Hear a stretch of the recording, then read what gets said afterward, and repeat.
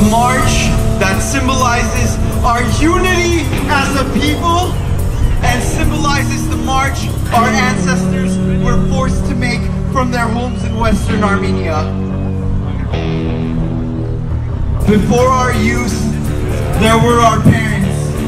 Before our parents came our grandparents. And before our grandparents, there were our survivors. Today, we have with us Pilot Titoyan, who is a survivor,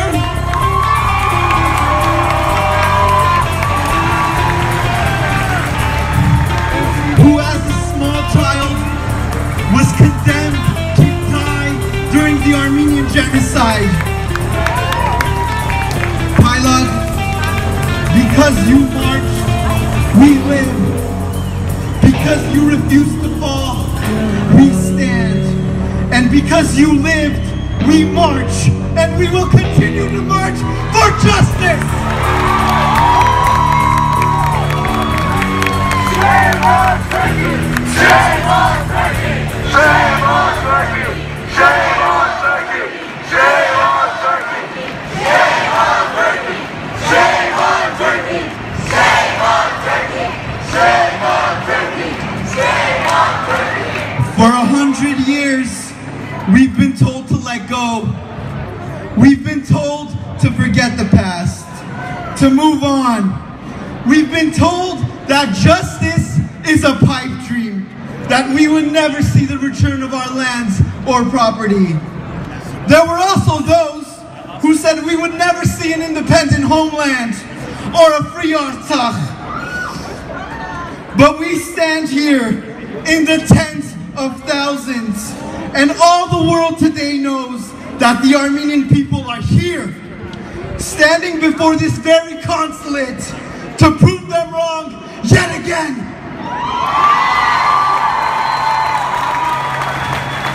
For a century, we've been called dreamers, we've been called idealists, and we've been called chens. But we have never, ever given up on our vision for justice. And today, 100 years later, we are here stronger than ever, ready to take back everything that was taken from us. We are here stronger than ever, demanding justice. Nothing more, but nothing less. What do we want? When do we want it? Now! What do we want? Justice! When do we want it? Now! What do we want? Justice! When do we want it? Now! What do we want? Justice! When do we want it? Now! What do we want? Justice! When do we want it?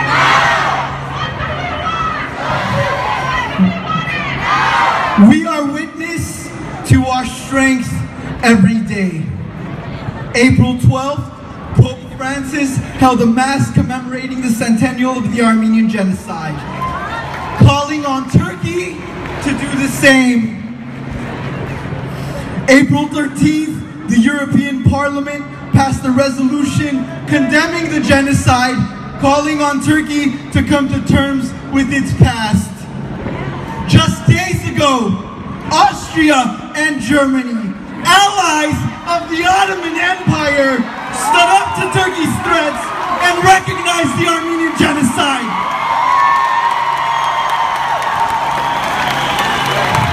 We are witness to that strength as some of the world's most recognized figures and celebrities have taken the banner for our cause, exposing Turkey's crimes to millions around the world through television, media, and the internet. We are witness to that strength as universities and the state of California vote to divest millions from the Republic of Turkey, marking the birth of a new movement. And let it be clear, our movement will not stop. Our movement will not stop until we have reclaimed every home, until we have rebuilt every church, until we have restored all our rights. Our movement will not stop the earth beneath our feet, in Van, in Bitlis, in Erzurum, and on top of Mount Ararat. Baykar bir cephe! Baykar bir cephe! Baykar bir cephe! Baykar bir cephe! Baykar bir cephe! Baykar bir cephe! In the end, we will remember not the words of our enemies, but the silence of our friends. President Obama! President Obama!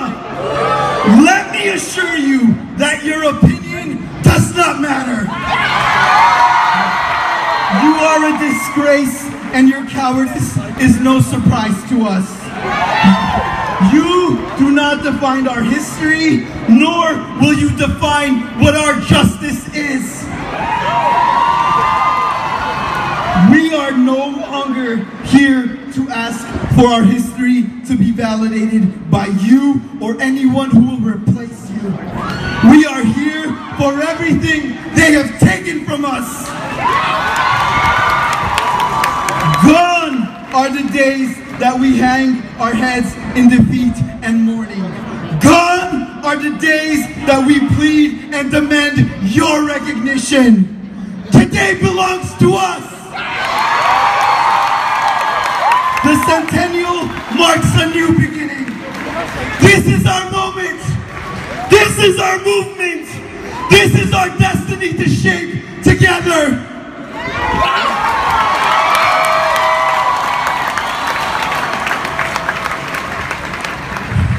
In Turkey today, there exists a radical regime continuously trying to silence the truth and even silence its own people.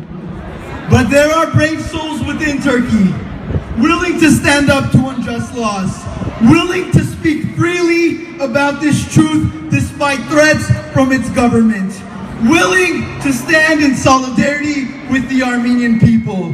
And to them, we say thank you.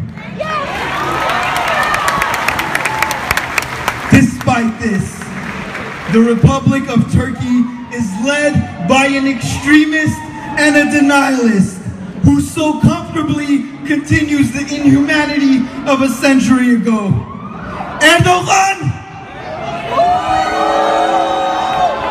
Erdogan, thank you. Thank you for showing the world the true colors of Turkish diplomacy. Thank you for trying to rewrite history and failing over and over again.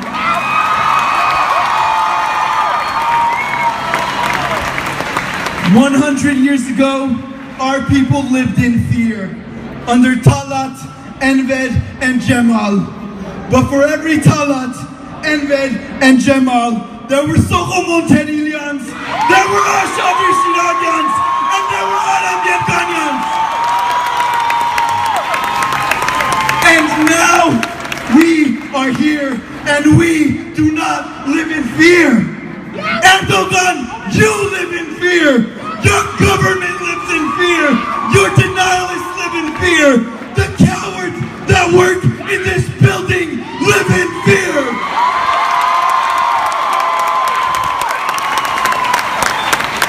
In fear of the truth, in fear of our rights, in fear of our strength, and in fear of our return to our complete and united homeland.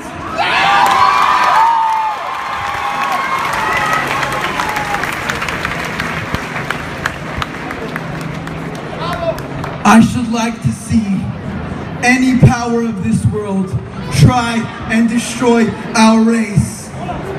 I should like to see any power of this world try and destroy our race. Our small tribe of passionate and resilient warriors, who are the sons and daughters of Sadarabad, who are the sons and daughters of Shushi, whose wars are being fought and won, whose structures have crumbled but are being built bigger and stronger, whose literature is read and whose music is heard around the world. Our small tribe who has taken its future into our own hands. Go ahead. You have tried to destroy Armenia, and you have failed to destroy us.